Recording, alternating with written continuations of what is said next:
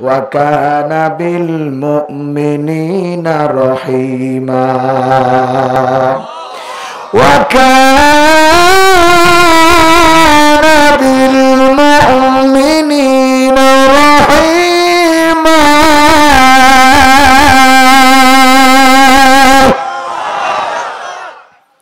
আল্লাহ পাক বলছেন আমার গোলামরা শোনো হুয়াল্লাযী ইউসাল্লি আলাইকুম ওয়া মালাইকা যারা আল্লাহর জিকির করবে সকাল আর সন্ধ্যায় এই জিহ্বাটা আল্লাহর জিকির করবে সব সময় যারা জিকির করবেন আল্লাহ রাব্বুল আলামিন তাদের পুরো আকাশ থেকে ওয়া মালাইকাতুহু আল্লাহ তাআলা তাদের উপরে ফেরেশতা পাঠিয়ে দেয় এই ফেরেশতারা আসে ফেরেশতা আসার পরে বলেন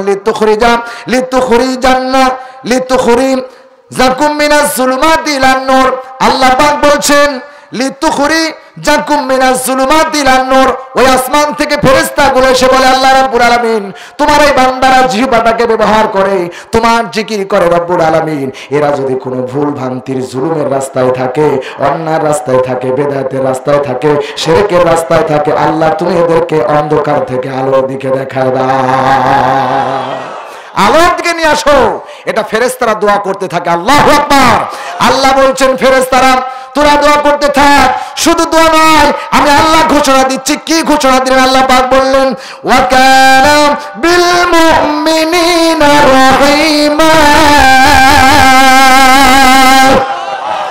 আমি আল্লাহ বলছি তোরা দোয়া করা লাগবে না আমি আল্লাহর বান্দা যারা আমার জিকির করে ওদের উপরে আমার আছে সর্বোচ্চ দয়া চিৎকার দিয়ে বলেন আল্লাহু আকবার আল্লাহর দয়া পেতে হলে এই জিহ্বাটাকে কন্ট্রোল করতে হবে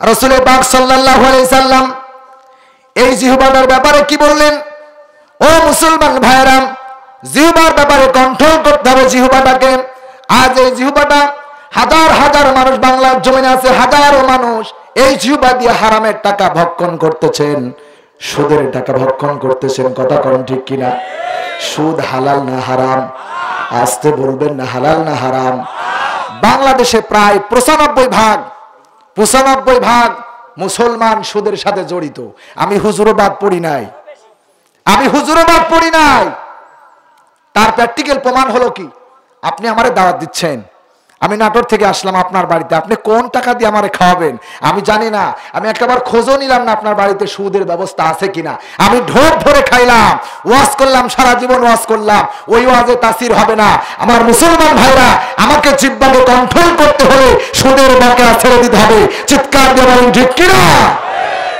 সুদ আছে না নাই আজকে বাংলাদেশের নজির দেখা যায় সুদের ওয়াজ করার কারণে অনেক মসজিদের ইমামের চাকরি চলে যায় কথা কয় না কি আমার ভাষা কি বোঝা যায় আমার ভাইয়ের আল্লাহ রাব্বুল আলামিন এই কথা বলছেন আল্লাহ পাক আমাদেরকে জিহ্বাকে কন্ট্রোল করার জন্য একটা গ্রন্থ দিয়েছেন সেই গ্রন্থের নামটা কি জোরে বলুন একটা গ্রন্থ দিয়েছেন কোরআন আর একটা নীতি দিয়েছেন একটা দিন দিয়েছেন ওই দিনটার নাম হলো ইসলাম ছাড়া জিহ্বাকে কন্ট্রোল করার কোন বস্তু পৃথিবীতে নাই চিৎকার দিয়ে বলেন কথা ঠিক কিনা আল্লাহ রাব্বুল আলামিন বলেছেন ইন্নাদ-দীনা ইনদাল্লাহিল ইসলাম আল্লাহ বলেন নিশ্চয় ইন্না ব্যবহার করেছেন আল্লাহ তাআলা ইন্নাদ-দীনা ইনদাল্লাহিল ইসলাম পৃথিবীতে একটা মাত্র দিন আমার কাছে পছন্দনীয় ওই দিনের নাম হলো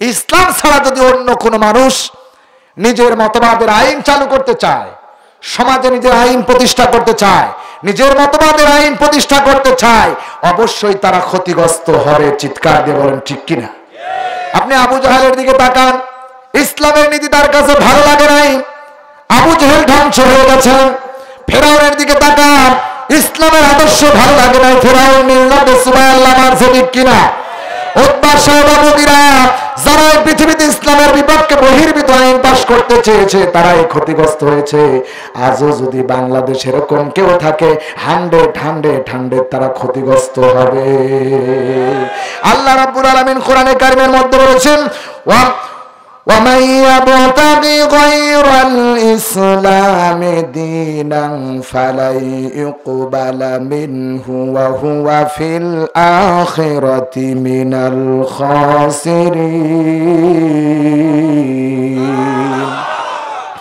আল্লাহ রাব্বুল আলামিন সুন্দর করে বান্দাকে জানাই দিয়েছেন ওমাই ইয়াবতাগি গায়রাল ইসলাম। আল্লাহ পাক বলেছে ইসলামের নিয়ম নীতি, ইসলামের পন্থা, ইসলামের কর্মনীতি বাদ দিয়ে যদি কোনো মানুষ নিজের বানোয়াট তৈরি করা আইন দিয়ে, ধর্ম দিয়ে, মতবাদ দিয়ে সমাজে প্রতিষ্ঠা করতে চায়, আমি আল্লাহ চ্যালেঞ্জ করলাম ওয়া হুয়া ফিল আখিরাতি মিনাল খাসিরিন, দুনিয়া এবং আখিরাতে তারা ধ্বংস হবে, ধ্বংস হবে, ধ্বংস হবে। খাসিরিন আল্লাহ ব্যবহার করেছেন, অবশ্যই অবশ্যই ধ্বংস হবে। চিৎকার দিয়ে বলেন কথা ঠিক কিনা?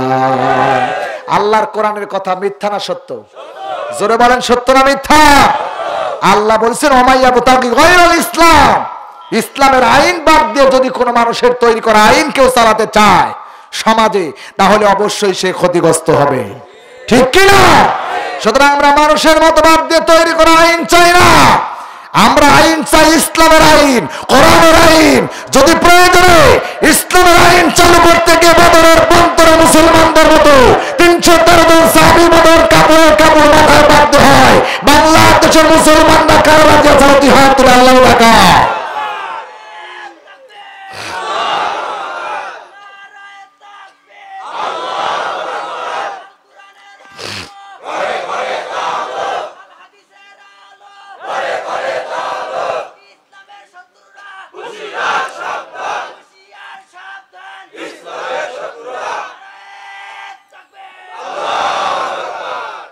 সম্মানিত ভাইরা, আমি সেটাই বলে যাচ্ছিলাম, ইসলামের আইন হলো সুদ বয়কট করা, আর কোরআনের নীতি হলো, ইসলামের আইন হলো যাকাত ভিত্তিক সমাজ চালু করা। কথা কয় না? ইসলামের আইন হলো, ইসলামের নীতি হলো, জিহ্বাকে কন্ট্রোল করতে গেলে, জিহ্বাকে যদি কন্ট্রোল করতে দেন, সুদ ভিত্তিক সমাজ বন্ধ করতে হবে, আর যাকাত ভিত্তিক অর্থ চালু করতে হবে।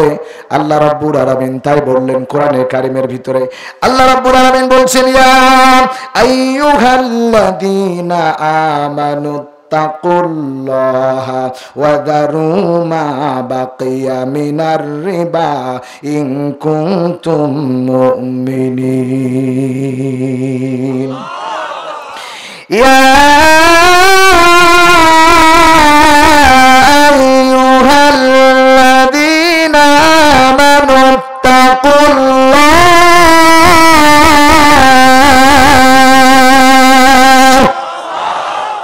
আর জোর বলেন আল্লাহু আকবার। ঘোষণাকার আল্লাহ বলছেন ইয়া আইয়ুহাল্লাযীনা আমানুত্তাকুল্লাহ, তোমরা যদি ঈমানের দাবিতে দাবি করো আমরা ঈমানদার, আমরা মুসলমান, এই জিহ্বাকে কন্ট্রোল করতে হলেন। আল্লাহ বলেছেন আল্লাহকে ভয় করো, ওয়া দারু মা বাকিয়া মিনার রিবা, আর সুদের বকেয়া ছেড়ে দাও, ইন কুনতুম মুমিনিন, নইলে তোমরা ঈমানদার মুত্তাকি হতে পারবে না। এই কথা ঘোষণা করেছেন আরশে আজিমের মালিক আল্লাহ। সুতরাং ভাইয়ের আমার, সুদকে ছেড়ে দাও, সুদ ইসলামের আইন নয়, সুদ ইসলামের বহির্ভূত আইন। আর যাকাত হলো সমাজের ইসলামের নীতি, যাকাত ভিত্তিক সমাজ চালু করো, আর সুদ ভিত্তিক অর্থ বন্ধ করো, এটাই হলো আল্লাহর নীতি, এটাই হলো দিন ইসলামের নীতি। চিৎকার দোয়া করে আল্লাহু আকবার। সম্মানিত ভাইয়েরা, আল্লাহ পাক বলছেন যারা সুদ খাবে তাদের অবস্থাটা কি দাঁড়াবে? আল্লাহ রাব্বুল আলামিন বলেছেন ইয়ামহাকুল্লাহুর রিবা ওয়া ইউরবিস সাদাকাত।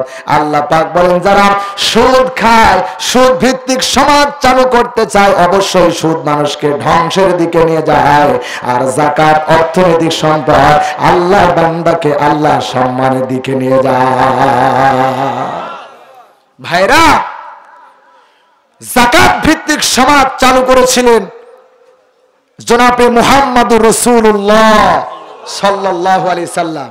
তিনি যাকাত ভিত্তিক সমাজ যখন চালু করলেন, সাহাবায়ে কেরামরা যাকাতের টাকা নিয়ে একদিন নয়, 2 দিন নয়, 7 দিন পর্যন্ত রাস্তায় ঘুরছেন, কোন দরিদ্র মানুষ পায় না, ঠিক কি না? আজকে যাকাত ভিত্তিক সমাজ ব্যবস্থা হলো ধনীদের কাছ থেকে নাও আর গরিবদের মাঝে বিলায়া দাও, আর সুদ ভিত্তিক সমাজ হলো গরিবদের কাছে নাও আর বড় লোকদের দাও। কথা বলেন ঠিক কিনা? ধনীরা ধনী থাকলো, গরিবরা গরিবই থাকলো। ইসলাম কাউকে সমান করেন নাই, ইনসাফ আল্লাহ বন্ধ করেন নাই। আল্লাহ বলেছেন ওয়ালাউ বাসাতাল্লাহু রিজকা লিইবাদি, আমি সবাইকে রিজিকের ব্যবস্থা সমান করি নাই, তবে যারা দরিদ্র মানুষ তাদেরকে সহজে ইনসাফ ছাড়ি নাই। আমি আল্লাহ যাকাতের মাধ্যমে ওই বান্দাকে খাবারের ব্যবস্থা করার ব্যবস্থা ইসলাম করেছে, ইসলাম করেছে। চিল্লায় কোন ঠিক কিনা? আমার ভাইরা, সুতরাং সুদ হলো আল্লাহ পাক ইয়ামহাকুল্লাহুর রিবা, সুদ মানুষকে ধ্বংসের দিকে নিয়ে যায়। আমাদের নাটোরের কথা বলছি, একজন ব্যক্তি সুদের টাকা লেনদেন করে, অনেক টাকা। আমির হামদা ভাইয়ের কাছ থেকে শুনেছিলাম ইউটিউবের মাধ্যমে, তিনার সরাসরি আমি বক্তৃতা শুনি নাই। তিনি বলছেন যে আমাদের দেশে একজন, আমাদের এলাকায় একজন আছেন, তিনি মসজিদের মধ্যে টাকা গুনছে আর সকালবেলা তাসবিহ জপে, সকালবেলা তাসবিহ জপেন, জিকির করেন তাসবির, আর মসজিদের মধ্যে টাকার জোগাড় করছে, আপনার হলো গণনা করতেছেন। তো একজন জিজ্ঞেস করছে, ভাই কিসের টাকা গণনা করতেছেন? কয়টা? এলা হলো হাদিয়ার টাকা, এটা হলো লাভের টাকা। তো লাভ কিসের টাকা? কয় টাকা রাখছিলাম ব্যাংকে, ওখান থেকে কিছু আসে আর ওইটা মুনাফা আসে, ওইটা আমরা খাই। মুনাফা, সুদের টাকা মুনাফা আসে। তো উনি বলছেন যে ভাই আপনার তো এই টাকাগুলো গুনাহ হবে, এই টাকাগুলো যে আপনি রাখেন, এই টাকাগুলো আপনি খান, এই টাকাগুলো গুনাহ হবে। বলছেন আমি তো ভাই জানি, এই জন্য টাকাগুলো আমার বোন নামে রাখছি। কি চালাকের চালাক! আল্লাহ চালাক বোঝে কি বোঝে না? এ মুসলমান, তুমি যে কাজ করতেছো, আল্লাহু আলিমুম বিজাতিস সুদূর, অন্তরের নিম্ন পর্যায় থেকে আল্লাহ তোমার মনের খবর জানে। ঠিক কি না?